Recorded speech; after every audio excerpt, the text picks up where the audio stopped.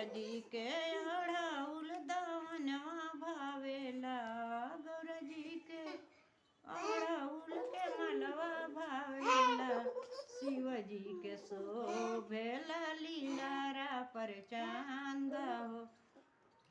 गौरजी के पियर सिंदूरवा भावेला, गौरजी के पियर सिंदूरवा भावेला, शिवजी के भावेला भंगिया धतुरवा, शिवजी के भावेला भंगिया धतुरवा।